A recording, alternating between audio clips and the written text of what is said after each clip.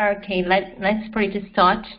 Heavenly Father, we thank you for bringing us together this time. We pray for your Holy Spirit's leading, teaching, and guidance is our prayer. In Jesus' name, amen. Okay, our topic of discussion is my plate. And we are going to continue where we left off the last day. And we're going to look at the topic of bread. And continue on here. Okay, so here we have a healthy bread, and bread is like the salt of life. There's also a quotation that says that there's much religion in a good bread. It's always great when someone can make a good bread and even share it with others. I've seen individuals get excited about bread. It's some people's favorite food. But how do we eat our bread? There is some guidance on this. Bread should be light and sweet.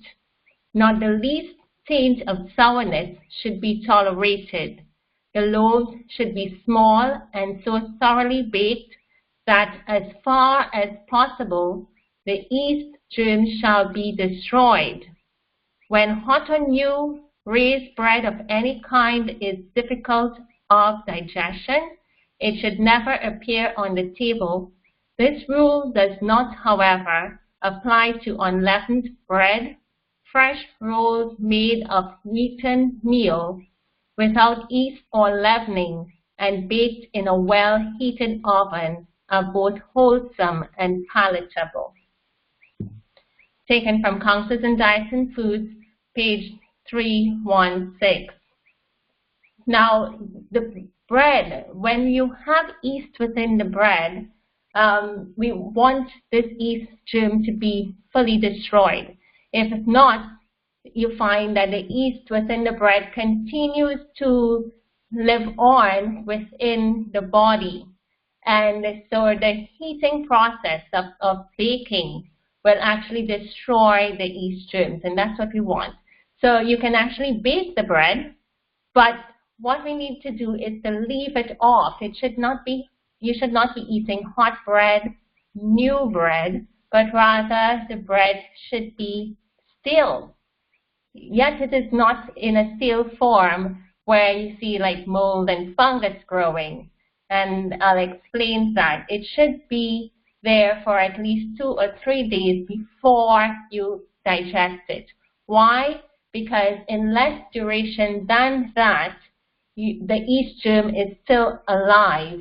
And when individuals eat this, it can cause bloating of the stomach, of your intestines, and then you find too that the bread is more of a soft texture, and it continues on like that.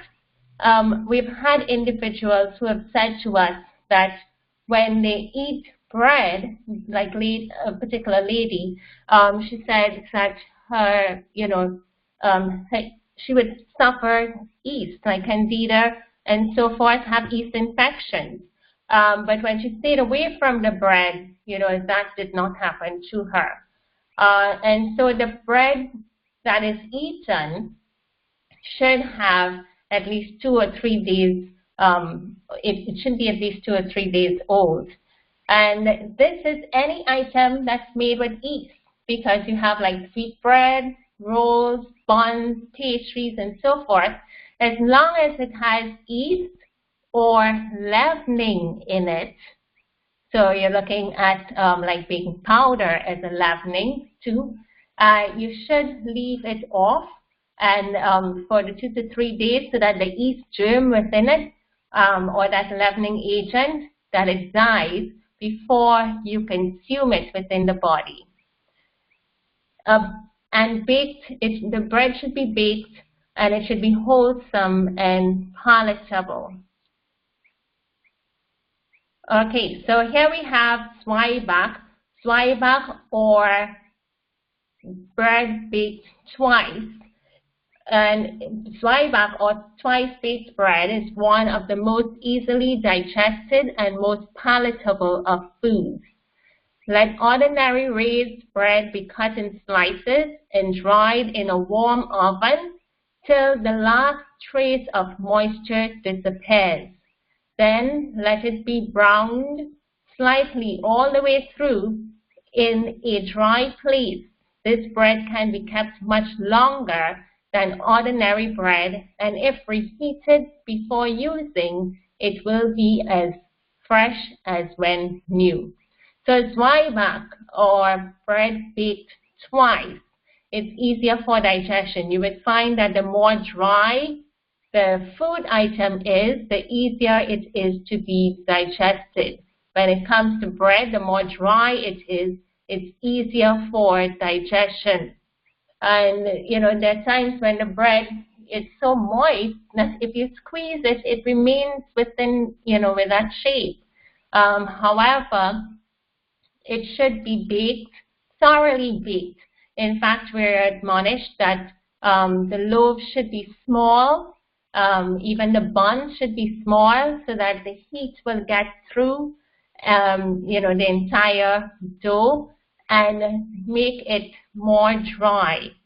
And so it's zwieback. Some folks could think, well, it's really hard if you bake the bread twice.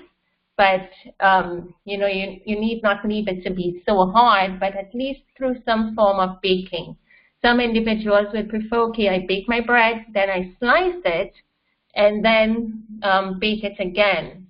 But even if you were to slice it or you had the entire bread baked, then you can slice it up and put it away in the refrigerator.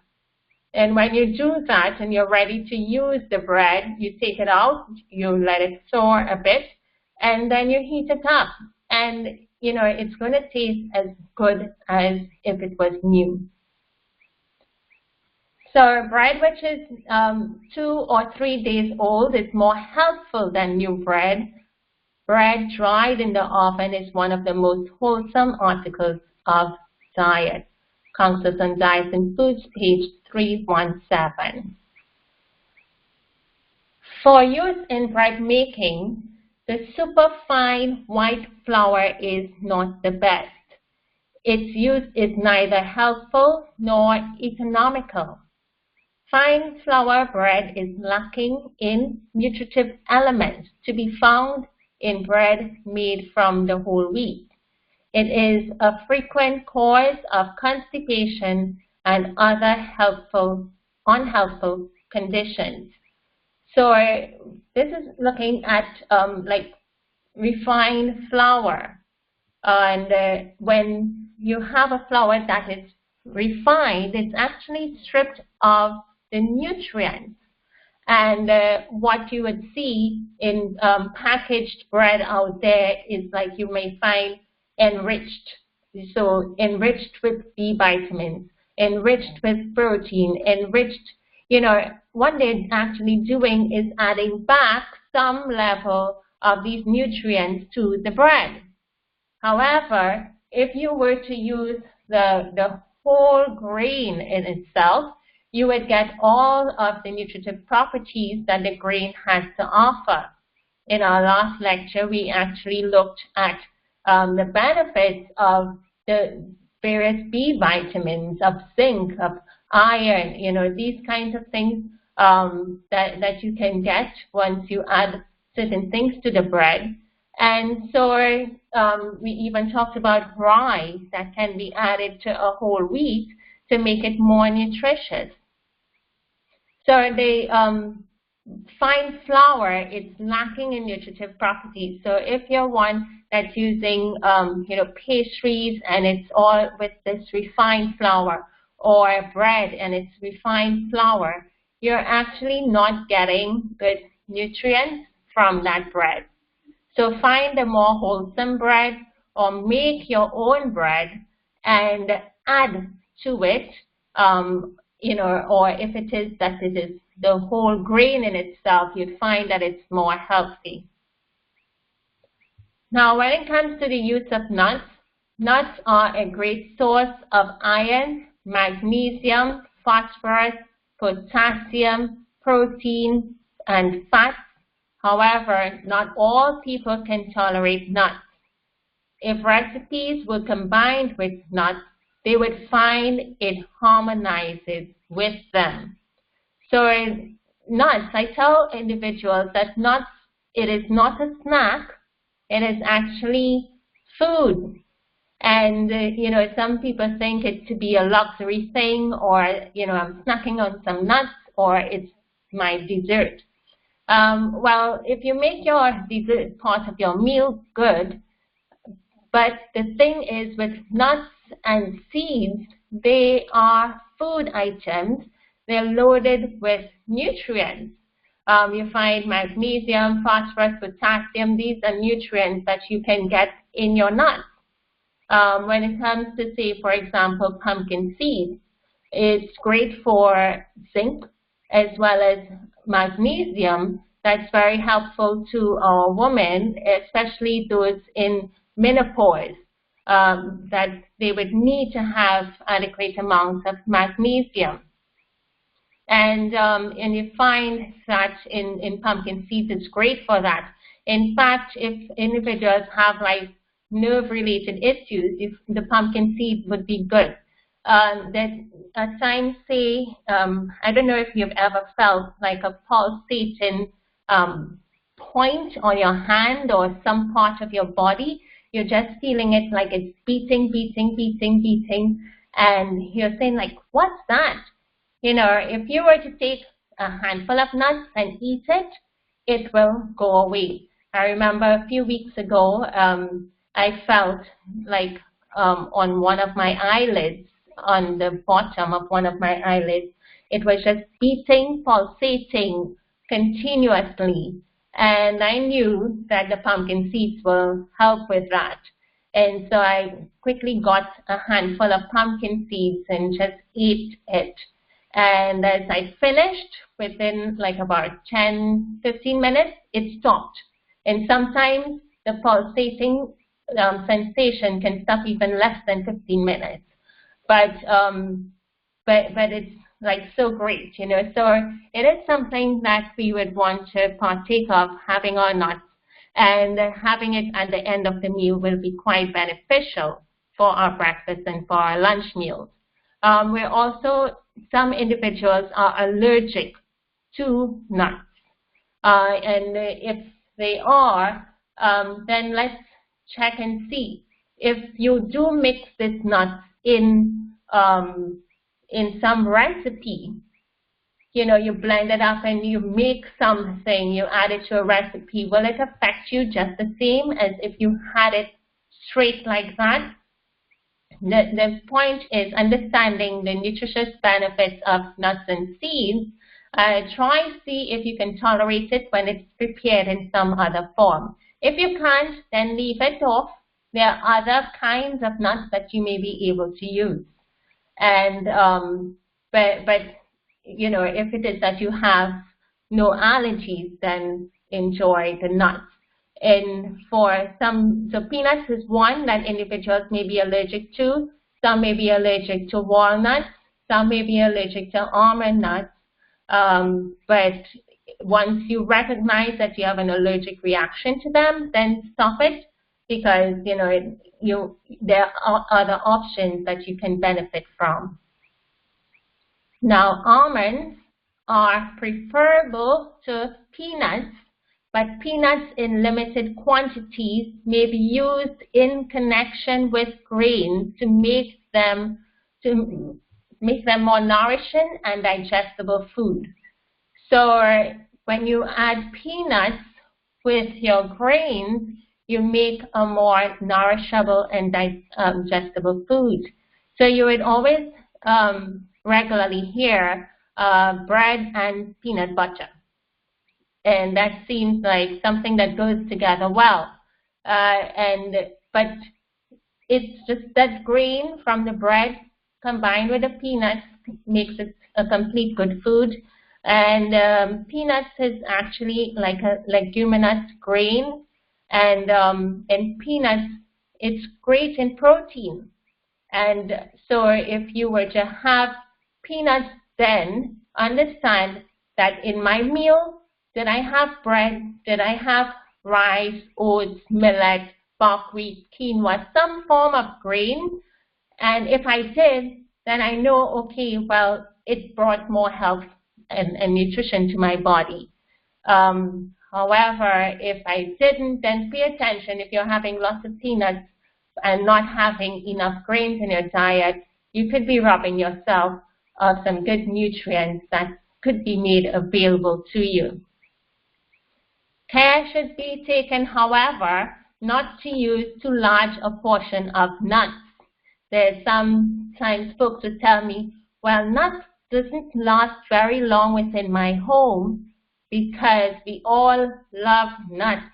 And from the time a pack is open, and these are like large family packets, it goes through really quickly. So try that should not be the case. A closed handful of nuts at the end of your breakfast, at the end of your lunch, will be your portion size for your day. Consuming more than that can cause problems. Either you have some allergic reaction or you're thickening the blood because of the high fat content that exists within the nuts. And, other things can happen. So be careful.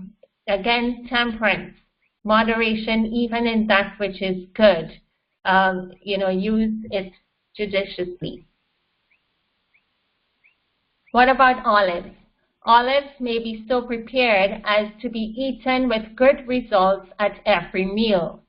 The advantages sought by the use of butter may be obtained by eating of properly prepared olives. The oil in the olives relieves constipation and for consumptives, and for those who have inflamed, irritated stomachs, it is better than any drug. As a food, it is better than any oil coming second-hand from animals. So the olives need to be properly prepared. If you were to go pick olives off a tree and try to eat it, you're going to have a hard time with eating and trying to digest that.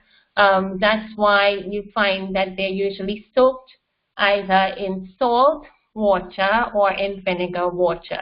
We want you to eat the olives that's soaked in the salt water, not the vinegar. So read the labels carefully and use the one that's prepared in the salt solution. And all you do, you just rinse them off. And as you do that, you will cut it up and add it to your meal. You can use olives, every day. It's a great item to have. It's one that would help with lowering cholesterol. So for individuals, we say use like 7 olives daily to help lower your cholesterol levels, your blood sugar levels, the high blood pressure. Again, rinse it off from the saltiness. But it adds a great nice flavor to your food as well. And so you find that the olives, as you eat it, it helps to relieve constipation. And it's great for the stomach. And one of the recommendations for individuals who have acid reflux is to use olive oil. So if you took like a tablespoon of olive oil with an acid reflux situation, you find that it would soon quell the burning and so you're now more comfortable. It also helps with healing of the stomach, and whereas it may be inflamed, the stomach wall is inflamed or whatever situation is happening there, it can help with healing of the stomach.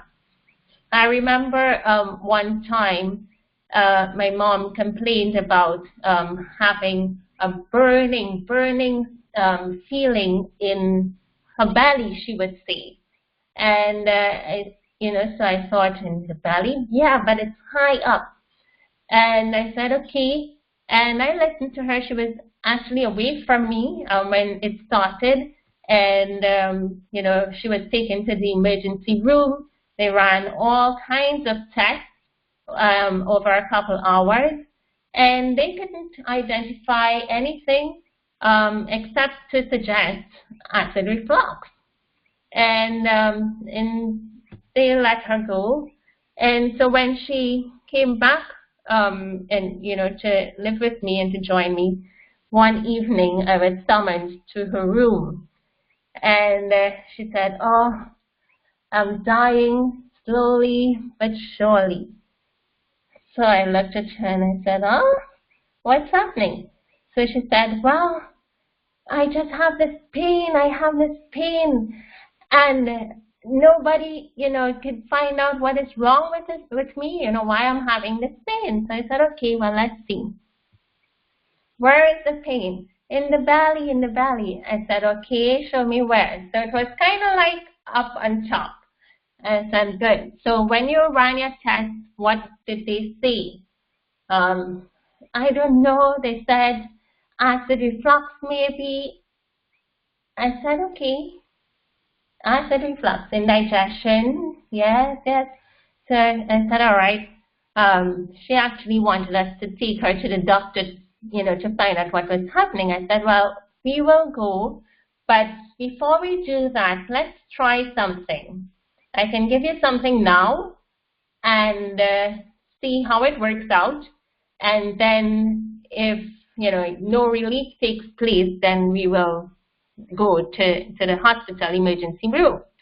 And I said, "Just wait a second." So I quickly went down, and she was like really flat in bed, crawling, cringing with this pain. And so I quickly went to the kitchen and got olive oil, a spoon, and some warm water, like about a half glass, because I wasn't sure whether she was drinking up fluid. And I said, "Okay, have this water, a little mouthful or two. All right, and here, let's take the spoon now." I gave her like 2 teaspoons of the olive oil.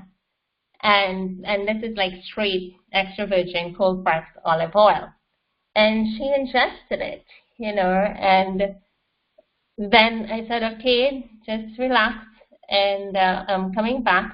And so I left her in her room and literally just went to the kitchen to put away the items I had in my hand, wash up, and to come back. Before I came back to her, I heard her talking on the phone. And I said, "Oh, okay, well, I'll give her a little while."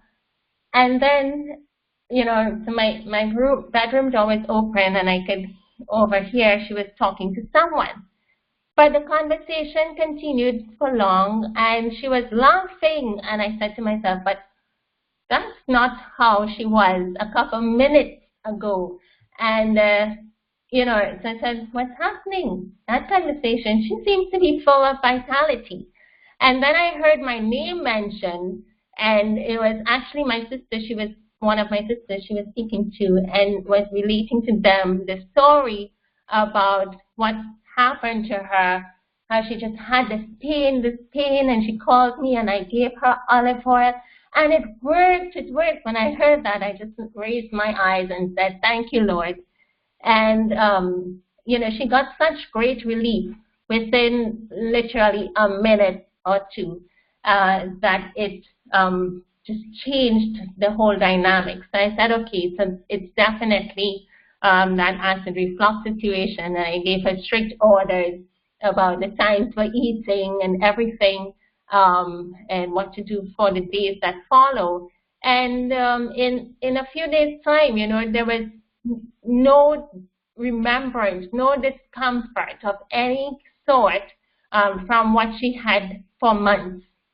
And so it's the olives and the olive oil. It works miraculously for relieving the stomach. Now, when it comes to our heart disease individuals, those with high blood cholesterol, high blood pressure, and for the high blood sugar, if you were to use the olive oil in a stomach situation on a one-off, then that's what you have and you use. However, the use of olive oil on a daily basis to put on your food is not recommended. All right, so it's not recommended that we use the olive oil in itself, but you can have the olive, and this goes for everyone too. It's not like we encourage having the oil in itself. It's so concentrated for us to be using every day like this.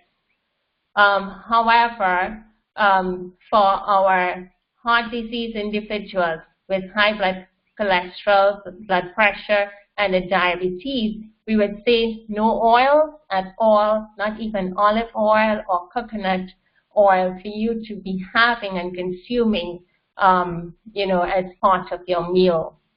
Another thing that is good for relief of that acid reflux or indigestion is aloes.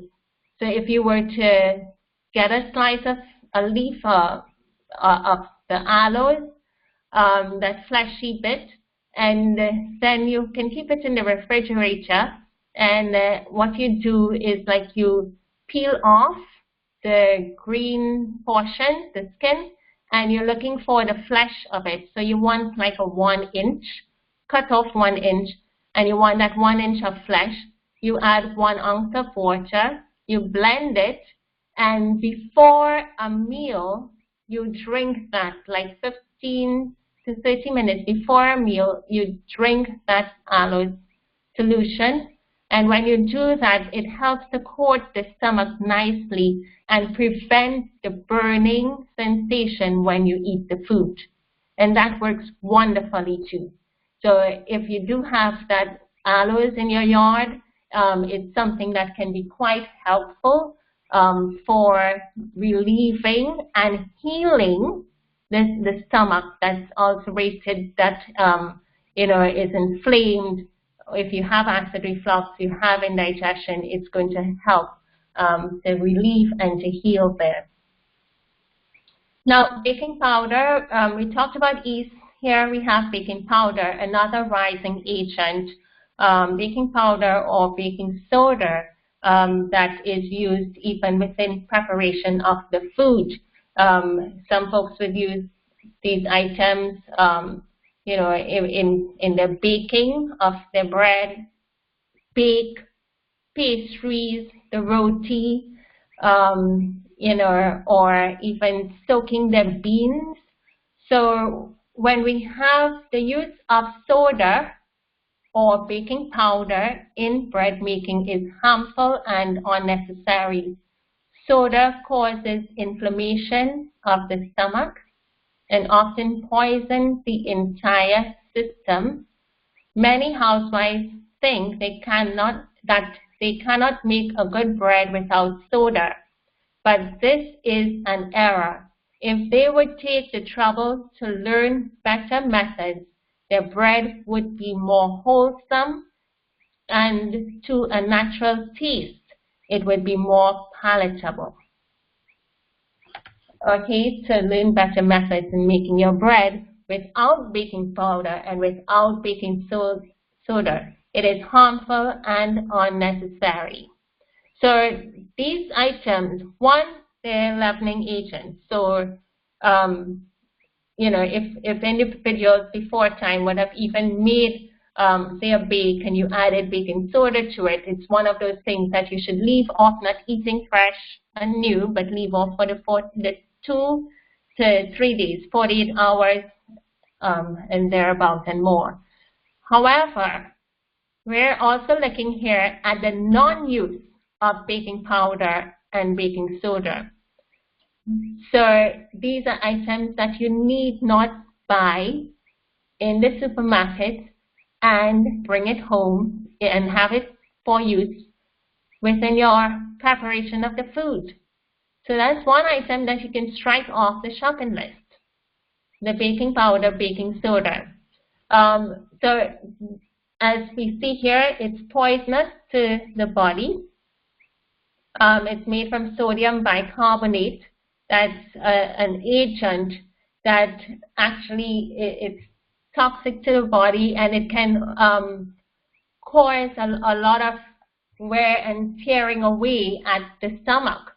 You know that, say, soda, for example, you can use it as a cleaning agent. I've scrubbed and washed my kettle, silver kettle, with baking soda, and one time I purposely did it with baking powder, and it shined. It caused it to shine, for a very long time. Some individuals know they can take these things and clean their spoon and their forks and their knives and get them shiny and silver to sparkle. So what is it doing inside of your body if it's such an erosive, substance? Then, it is something that we should not be ingesting. And when you do, you find that it can burn your stomach because of the interaction it's having. Another thing is that it keeps the pH high within the stomach. I was just looking to see if I had the statement here. But one of the things too with baking powder is that if you were to eat a food item with baking powder in it, it can actually prevent your proteins from digesting in a timely manner. Let me explain. When in the stomach, you find that the stomach should be acidic, and then as it goes on, the food goes on to the small intestines, it's alkaline in the small intestines to digest and break down certain kinds of food there. But ideally, your stomach should be acidic when it's time for digesting the meal. And so you have hydrochloric acid that comes among other gastric juices to help with digesting the meal. The baking powder is an agent that increases that pH level within the blood and increases the pH level within the stomach. When that happens, it makes the stomach more alkaline instead of the stomach being acidic to break down and digest the food. Protein is largely digested in the stomach. And so when you have, say, for example, plant-based protein, such as your peas and your beans, you need your stomach to be acidic. You have animal-based protein, you need that stomach to be acidic in order for that breaking down of the food to take place. So the range, of the pH within the stomach can be anywhere between 7.35 to 7.45. And then when it comes to the digestion of protein, it needs to be lowered. That pH needs to drop and be lower to like about 3, and sometimes even lower in order to digest protein. So if you had a plant-based protein, that pH needs to be lower to 3.35 in order, so your stomach is like more acidic, and pH, that alkalinity is low, and your stomach is more acidic in order to digest the plant-based protein. When it comes to animal-based protein like fish and chicken and so forth, the stomach needs to be even more acidic.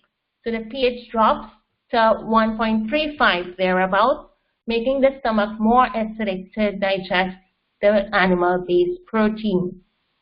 If you ate a bake or a bread or a roti or some food that had baking powder in it, what it does, it keeps the stomach, the pH in the stomach high. It keeps that stomach more alkaline, and so the stomach does not get to be acidic enough in order to break down the protein within the food.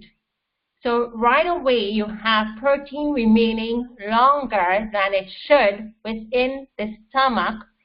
And once that gets into more concentrated levels remaining in the stomach, it can pass on to the small intestines in that state and be absorbed into your bloodstream. And that labors our kidneys, because our kidneys now need to get rid of this excess amount of protein that is within the blood. It can also affect the eyes and so forth.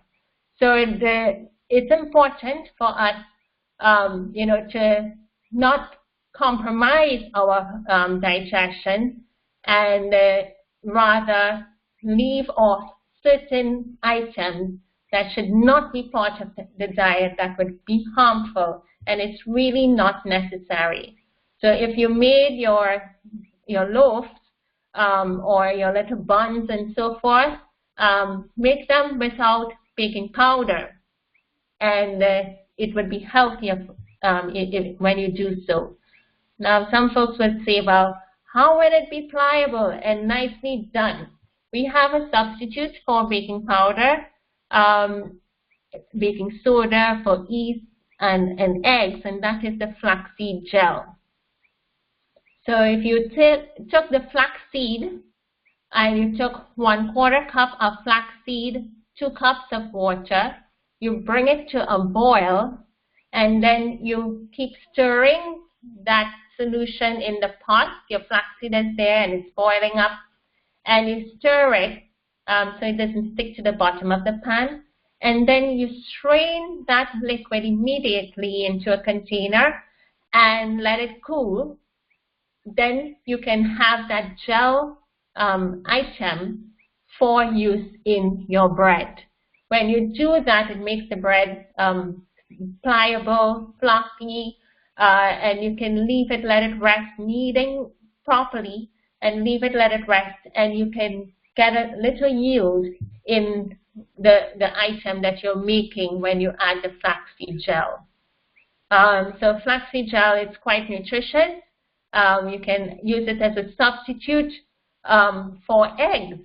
So if you had a recipe that called for eggs, and as a binding agent in this recipe, you can use the flaxseed gel, and it would be wonderful for doing so.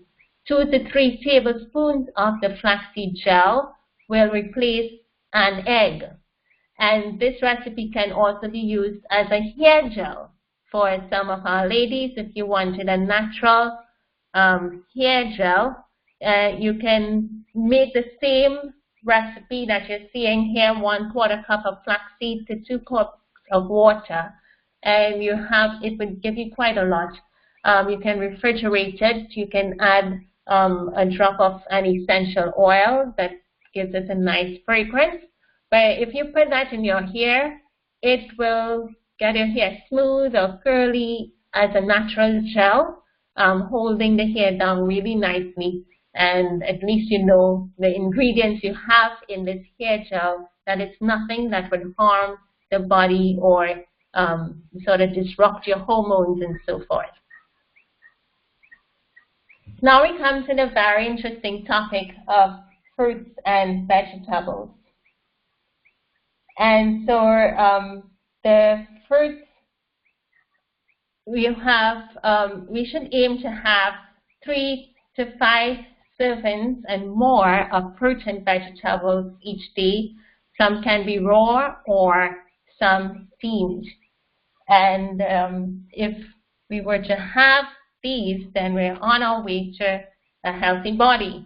I know that there's some individuals who were on the 7-day raw food plan, and they gained tremendous blessings from doing so.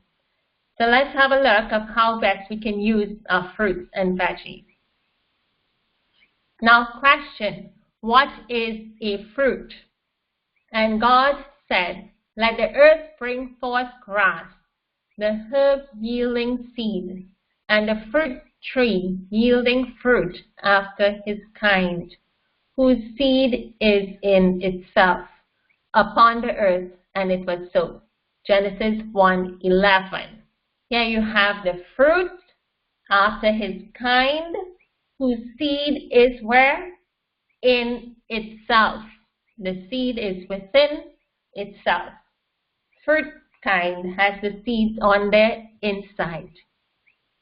So fruits are produced from flowers on the plants and trees, and the flowers are pollinated, and these fertilize the flowers, turn into fruits, but they would always have the seed on the inside.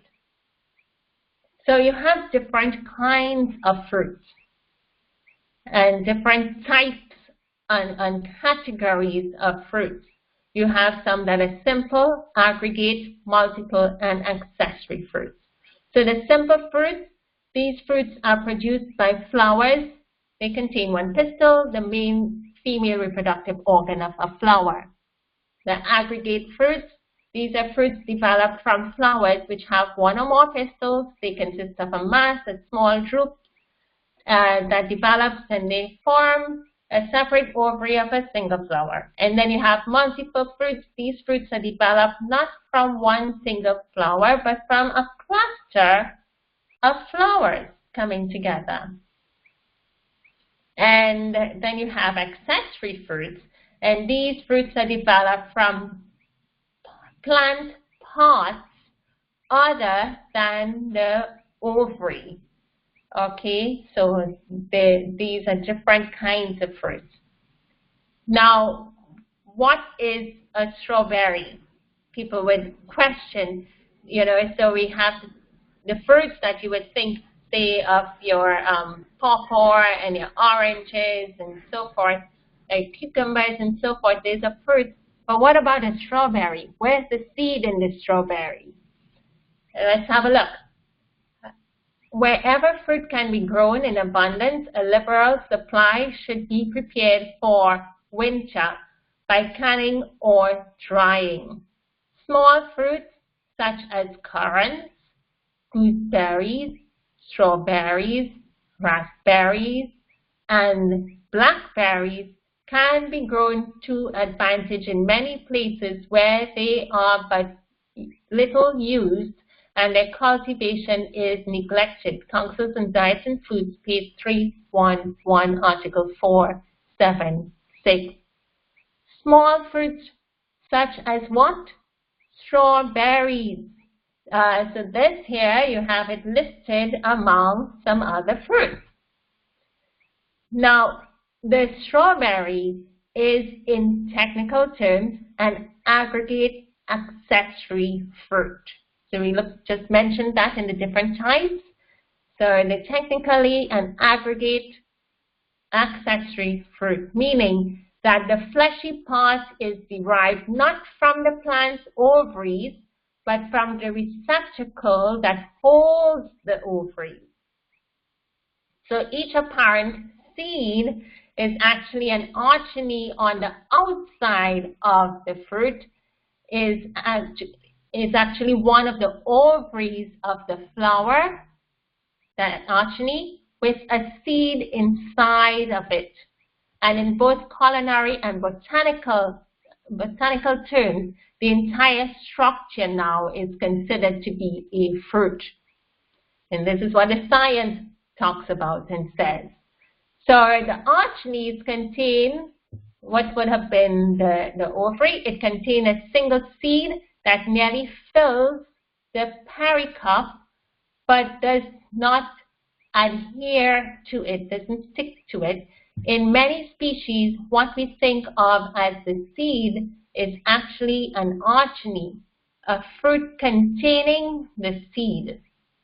The seed-like appearance arises from the fact that the wall of the seed vessel hardens and encloses the solitary seed so closely as to seem like an outer coat for the seed. And so this is an enlargement of the strawberry. So this is how our strawberries would look.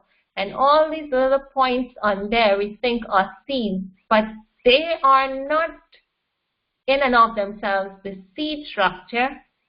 If that was to be magnified, as you see, what we would normally with our naked eye see is this big pot here, but right in the center is the seed itself. Right in the center there is the seed itself, and it's encased by this pericarp.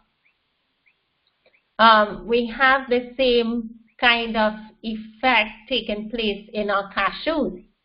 So that top part, well, it's not, when it hangs from the tree, it's at the bottom, that we look at and we say, okay, let's tear off the seed. You're actually tearing off the pericarp. The seed is on the inside, which is what we eat, the cashew nut. And so, scientifically, they look at the entire thing as the fruit, that fleshy part being the cashew apple. But, entire thing we talk about, oh, there's the cashew fruit.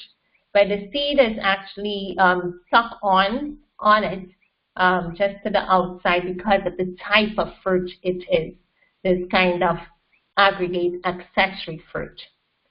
So there you have, the whole thing about seed structure. So when we talk about seeds now being within the fruit on the inside, we have a wide range of them. And these are just some listed here on this page. Apples, oranges, bananas, kiwi, watermelon, honeydew, melons, cantaloupe, pear, grapes, peach, nectarine, grapefruit, tangerines, a whole huge range of them, and more than could be contained on this list. Some individuals question about the seed within bananas or the seeds within pineapples. They are there. If you got nice, organic, natural, homegrown bananas and you allow them to ripe naturally, you will see when you cut into it, there's some little black dots on the middle ridge portion, and that's the banana seed. Banana is family to plantain, and plantain, if it was ripe naturally without any chemical spray on them to turn them yellow when they're still not fully grown and matured, you would also see the little dots on the inside of the plantain, and that's the seed. When it comes to pineapple, again, allowing the pineapple to reach to its full maturity, when you cut into it, you will see the little brown or dark seeds on the inside of the pineapple. So they all have their seeds. So here you have just a few pictures of some juicy fruits. Think about them. You could identify the seeds within them. Now, those are like the sweet kind of fruits, but then you have what I call the savory fruits. Again, these items have seeds on the inside.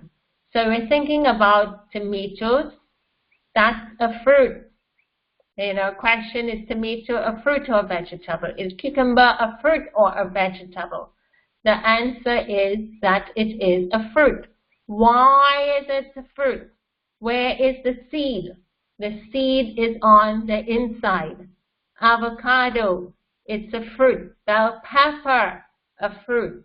The pumpkin or squash that you eat, the zucchini, eggplant, these are fruits.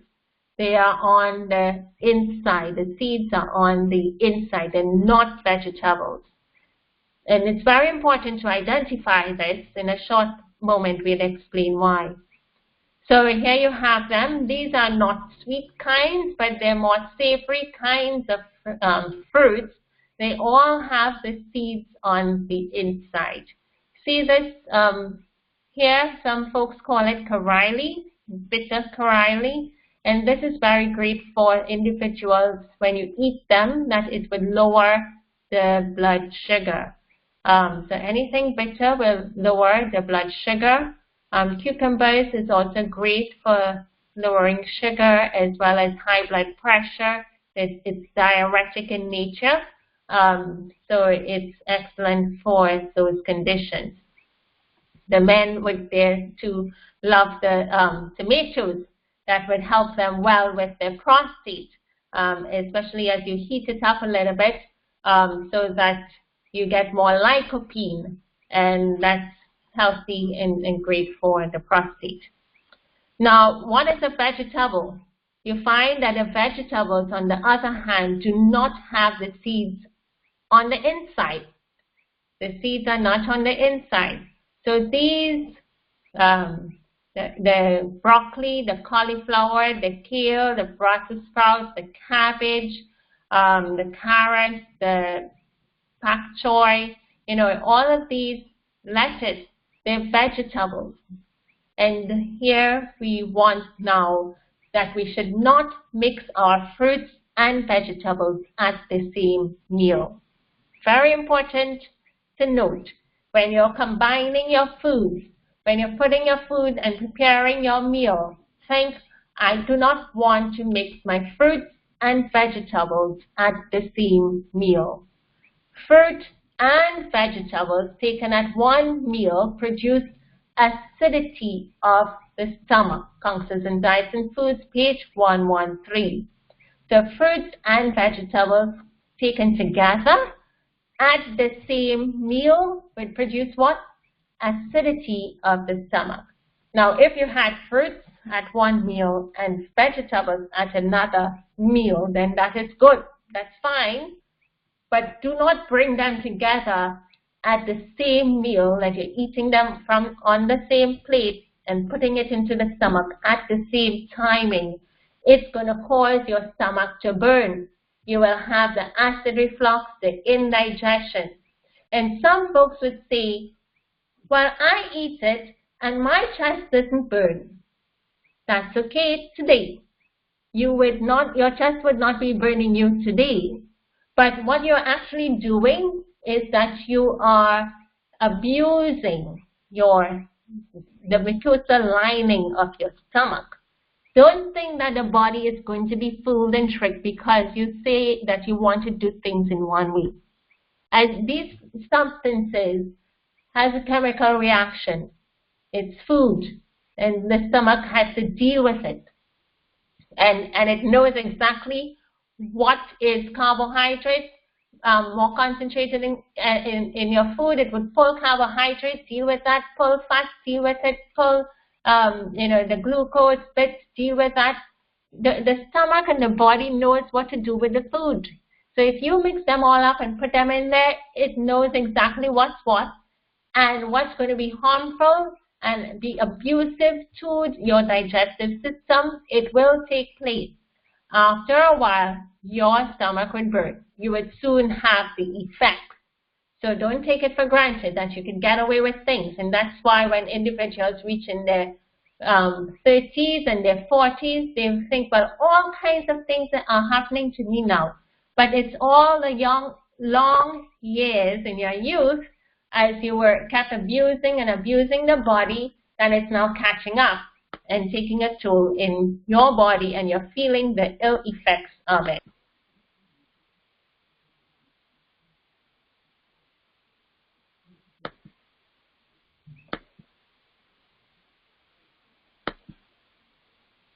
It is well to eat fruit and vegetables it is not well to eat fruit and vegetables at the same meal.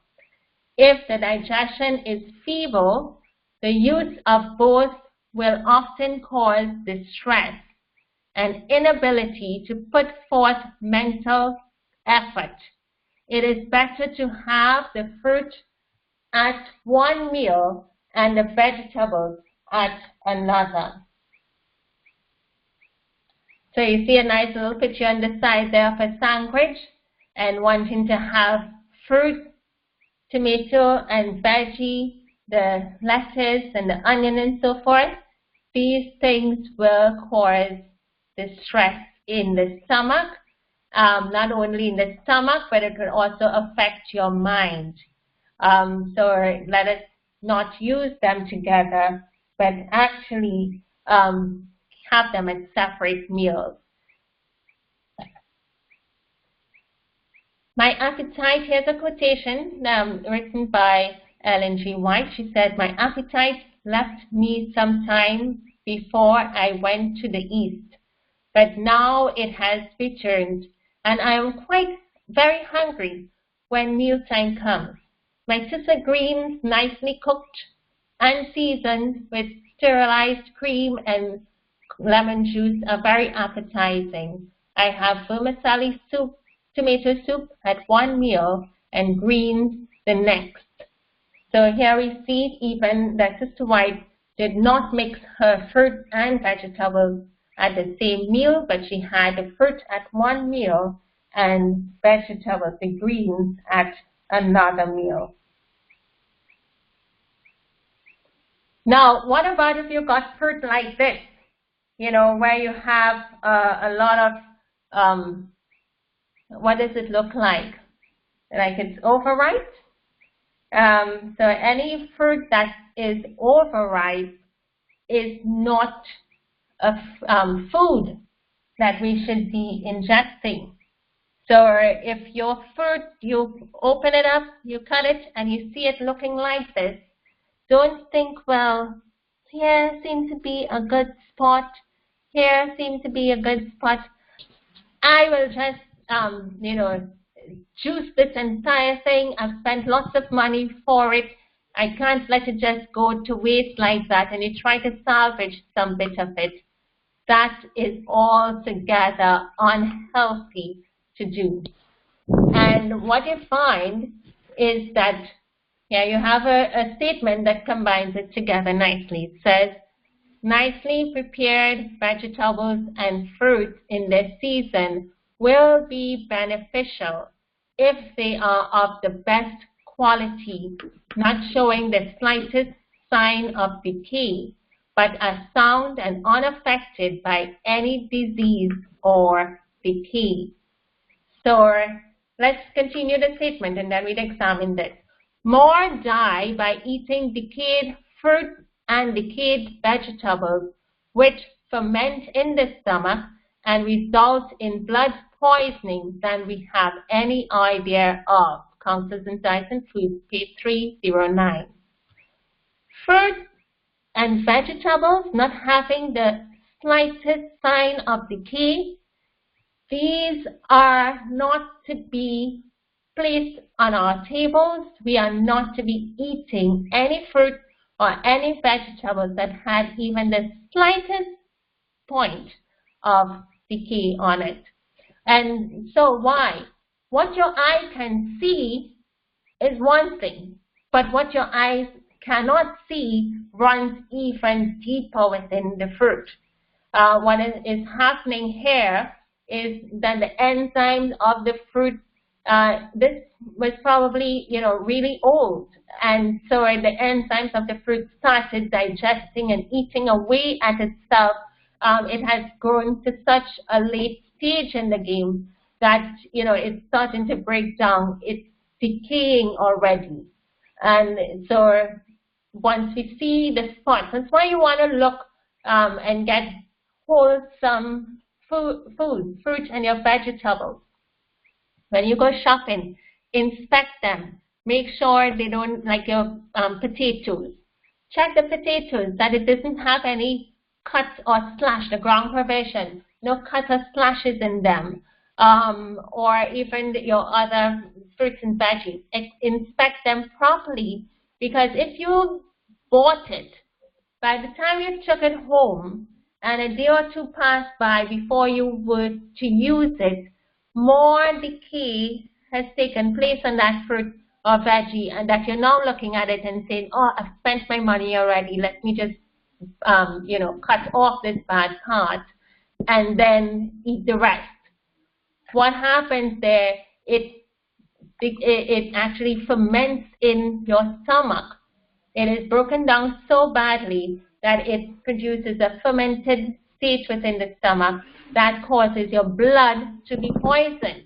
Because once the food is fermented in your small intestines, it's going to be pulling, absorbing stuff into your blood, it's going to go into your blood as poison blood, and then you find that you're making bad blood. And then it's difficult for you, with your mind, your behaviors, and so many aspects that's going to be affected. Individuals who have high blood pressure and they're also using, drugs, say if they are depressed, antidepressants, and you're already hypertensive, by using the fruits and the veggies in a form where it's already decayed, it can put you in a hypertensive crisis. And also, Sister Nash? Yeah? Yeah, something else I wanted to add to. One of the things that I also strongly recommend individuals do, and this is something that I'm a big believer of, whenever I go personally to buy pumpkin, I love to buy whole pumpkins. If I go to buy melons, instead of buying piece of melon, I buy the whole melon. Because as Sister Nash is talking there, you'd realize that whenever you go to stores are in the business to maximize profit, and wherever they can maximize profit, they will. So if they find that a melon is slightly decaying, they're likely to cut off the bad spot and use the rest of it. If they find pumpkin, there's a problem with the pumpkin, they're going to cut the bad spot and keep the rest. The advantage of buying whole items is that immediately, if there's a bad spot or bad item, you can see for yourself rather than having to let someone make that decision for you. So I'm a big advocate. Never buy fruits that you see they already have in container.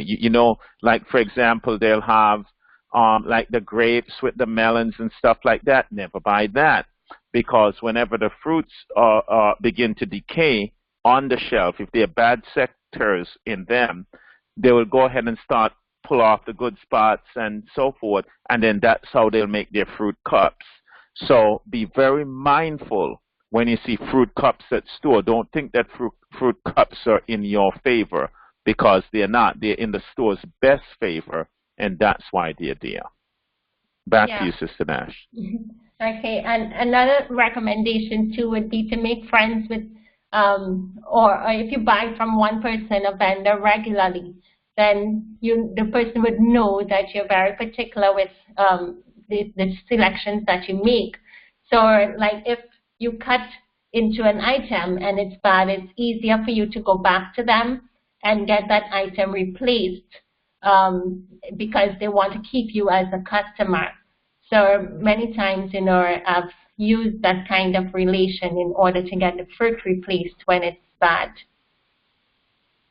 Okay, so here we have coarse vegetables, and we look at this item of coarse vegetables. We have some kale, celery, and chard here. So tea and coffee, fine flour bread, pickles, coarse vegetables, candies, condiments, and pastries fail of supplying proper nutriment. Many a student has broken down as the result of using such foods. Many a puny child, incapable of vigorous effort of mind or body, is the victim of an impoverished diet. So we know from our previous talks, tea and coffee, we've talked about fine flour bread and pickles as not being nutritious to the body, and the great ills and effects that it can have against the body. However, among this list, we see coarse vegetables, that it does not supply proper nutriment, and you can have an impoverished diet. What is a coarse vegetable? Here we have some examples: broccoli, cauliflower, the carrots, beets, artichoke, celery stalk, rutabaga root, turnips, radish, Brussels sprouts, watercress, asparagus, fennel stalk. You also have some root vegetables: cassava, jamaica, yam, dasheen, potatoes, eddos, etc. And even And even now, onions, garlic, those are also coarse vegetables. As a matter of fact, Sister Nash, you'll find that if you go and look at many of the older teachings, you'll see that many people consider garlic as being a poison. And the difference is that we advocate the cooking of the garlic. So once you cook that garlic, you don't have that issue because garlic is so potent. If you guys really want to see how strong garlic is, very, very simple. All you have to do is to cut a garlic and put it on your skin. And if you let that stay on your skin for a short period of time, it burns a hole right through your skin. So I see many individuals go ahead and say they're eating raw garlic, not realizing that's one of the worst things that they can actually do, because raw garlic will actually damage the lining of the stomach. And I saw Alma Thomas is asking, is cabbage considered a coarse vegetable? The answer is yes. All vegetables except for lettuce, we classify in that category. Okay, go ahead, Sister Nash. And Sister Nash, if you need my help at any time, because sometimes you fade a little here and there, but you're going good so far. So if you ever need me, you just let me know and I'll jump in. Oh, I'm glad you're here. Amen. Yeah, so the proper preparation of these foods is important. Therefore, low, slow steaming, cooking, baking will help to reduce the coarse effect in these food items. So the preparation again is important. So the coarse vegetables, they are there. We're talking about using ample amount of fruits and vegetables within our meals daily. However, the preparation is very important, especially when it comes to these vegetables.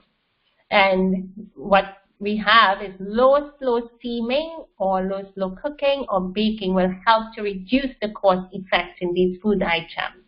And we'll go on to explain here. Brother Luke, I know you love this part, so go ahead. It says vegetables should be cooked until they are perfectly tender but not overdone. Many cooks spoil their vegetables by cooking them too long, while quite as many more serve them in an underdone state to preserve their form. Either plan makes them less palatable and likely to be indigestible. Next. Okay, so Sister Nash, what I'll do, if it's okay, I'll go ahead and put it up on my screen and take over, so in that way I can actually control it from my side here. Or let me see if I have any. Okay, yeah, I don't have control of yours. Because I can let it go for you. Okay, yes, perfect. Do you see where you can switch? Yes, switch presenter. I'm going to go ahead and switch presenter right now, and I'll take it over there. Okay.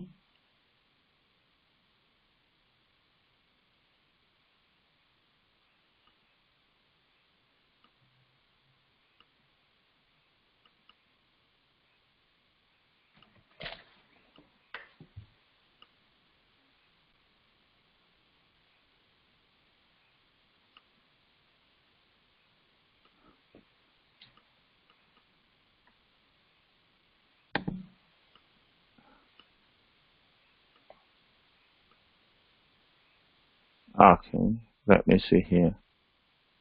Okay. Okay. I thought I had full control. You are controlling. I guess you are controlling my screen.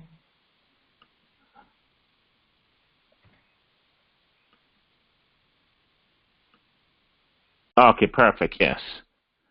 Okay, I do have a little control there, so let's see here.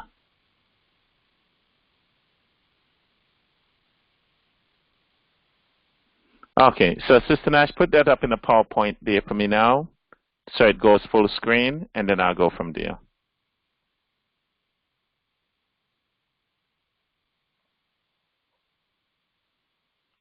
Okay, you're not.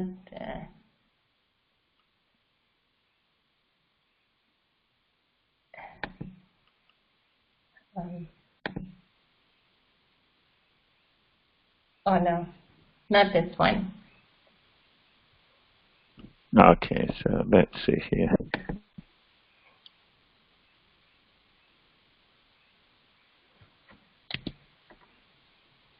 There we have it.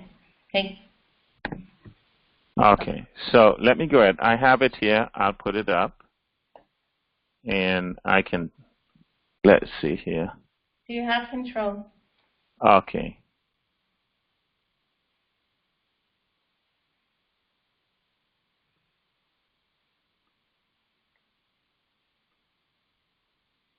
Okay.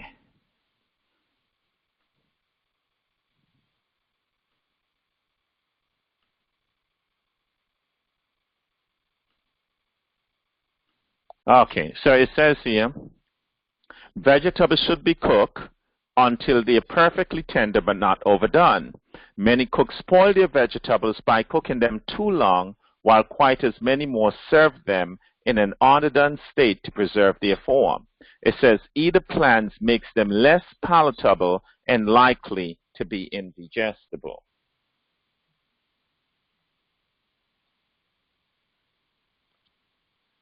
Okay. It says here, why steam coarse vegetables? Some vegetables such as carrots, spinach, asparagus, and cabbage, when cooked, supply more antioxidants such as carotenoids and ferulic acid to the body than they do when raw. So as you can look right now, you'll find that these items are actually more nutritious when they are cooked than when they are actually raw. A perfect example that you can see, and what people don't really understand as I come back to the perfect example, you know that about 80 to 90% of our immune system is in the gut. And what makes that 80 to 90% of that immune system is the gut microbiome. That's the good bacteria that is within our stomach. Now, what does the good bacteria actually eat? The primary food for the good bacteria, it actually loves this very item, the cellulose fiber. This roughage from vegetables, it's what it actually feeds on. But in order for it to feed on it, you have to give it in a state where it can actually eat it. So in that way, these gut microbiomes, these good bacteria, could be fed and multiply. And the way you actually feed them is that you steam these coarse vegetables well enough so that that fiber is broken, so it's in a state that these good bacteria can actually use. I'll give you a perfect example. Let's look at carrot. I don't know if any of you guys have ever eaten carrot, but when you eat carrot, if it's raw, you find that it's kind of, you can gritty, where you can actually start spitting out a lot of you can say the fiber that you're consuming. However, if that very same carrot is steam tender, there is nothing to spit out, there's nothing gritty, because that fiber has been broken down to a state where now the body can actually utilize it, not for itself, but for the gut microbiome. I hope that made a little sense there to you. It says here, the heat breaks down the plant's thick cell walls and aids the body's uptake of vitamins and minerals that are bound to those cell walls. The vitamins and minerals are embedded in a complex mass of fiber called cellulose, a carbohydrate that is difficult for the human body to digest. And now, saints, look where we got that information from. That came from the Journal of Agricultural and Food Chemistry. So the Journal of Agricultural and Food Chemistry are telling you right from the get-go that the heat breaks down the plant's thick cell walls and aids the body's uptake of vitamins and minerals that are bounded to those cell walls. The vitamins and minerals are embedded in a complex mass of fiber called cellulose, a carbohydrate that is difficult for the human body to digest. So now, Saint, that's why when you go back to the writings, it says, listen to what the writing says. It says proper preparation and proper combination. It is what you need to do to be able to get proper nutrition. Okay? So you see there's a proper way to prepare food and there's a proper way to combine food in order for you to have a balanced, nutritious diet.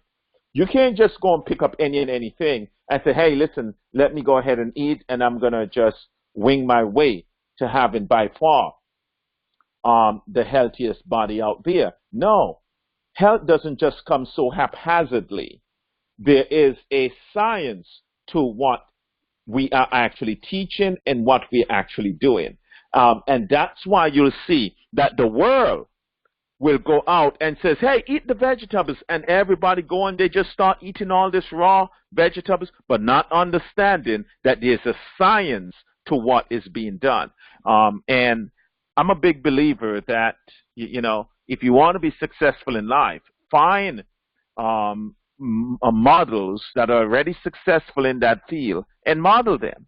And we know that the Seventh-day Adventist people by far have the strongest model in terms of health for a lifetime. So I'm a big believer. Study what the Seventh-day Adventist people are doing, model them, and by God's grace, you sit back and watch the glory of God. So that's what we're doing. We're modeling the Seventh-day Adventists. As a matter of fact, there are several magazines out there. One magazine says, if you want to live to be 100, it says, live like a Seventh-day Adventist. And, you know, if you keep that in mind, find out how Seventh-day Adventists live, model them, and you sit back and watch the glory of God. And the other one you're trying to remember is to steal their secrets. Oh, yes. Was it Women's World or Women's Day? Women's World in 2009. Yeah, and they said, you know, steal their secret. Find out what Seventh-day Adventists are doing, steal their secret. As Sister Nash have actually taken these pictures and put them up here, you can look around the edge and you can see that fiber. You can see how thick that fiber goes around there. You can even come up here to the celery, and again, you look around too, and you can see that. And this is one of the reasons why these items require the heat to break these situations down. So in that way, we can actually get the best result in that situation. Let's see here. Trying to get this person here off of my screen here. Okay, perfect. Okay. Let's go on.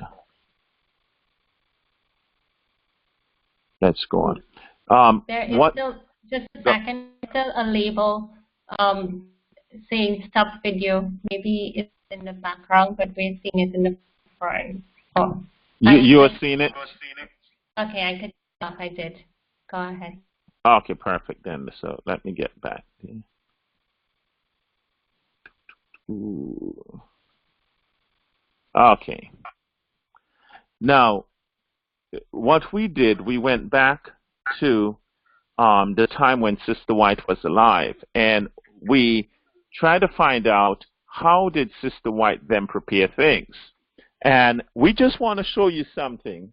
And some of you guys are probably going to just hold your head and run by the time Sister Nash and I shared this with you. But we found a booklet that actually listed the cooking time for specific items. And in that way, you'll get a chance to see that what Sister Nash and I are teaching is not out of context with what the prophet and the people that lived during the time of Sister White actually practiced. No wonder that the foundation that they set was such a strong foundation that these people lived as good and as free from sickness and disease as they did. Now, look right here. Let's start with asparagus. As you look at asparagus, the cooking time is 15 to 20 minutes. That's for the young one. And for the older ones, 30 to 50 minutes. These are for old. String beans, 45 to 60 minutes or longer. Beets boiled, 1 hour if young, 3 to 5 hours if old. Carrots, 1 to 2 hours. Cabbage, 1 hour young, 2 to 3 hours old. Celery, 20 to 30 minutes. Spinach, 20 to 60 minutes or more. Cauliflower, 20 to 40 minutes. Summer squash, and remember now, what is squash? Squash is a fruit. They're saying here, 20 to 60 minutes. So we are just trying to show you that the times that we're putting before you are reasonable times, because these were the times that was taken from Sister White's time. We literally have the time that Sister White them used to prepare their items back in their days, and this is the times right here. And I want to see what this question someone is asking, because they're probably saying, wow. Sister Antoinette said, wow, because, it's amazing to see the cooking time. And so in that way, you understand when we talk about the time that is required for these items, you makes sense. So that's why the steaming is best. You use that low, slow, continuous heat. And if you just put just a tidbit of water at the bottom, turn that item down, and you use that very, very low heat, it works wonders if you use that low, slow, continuous heat, which is what Sister Nash and I have been advocating throughout the teaching.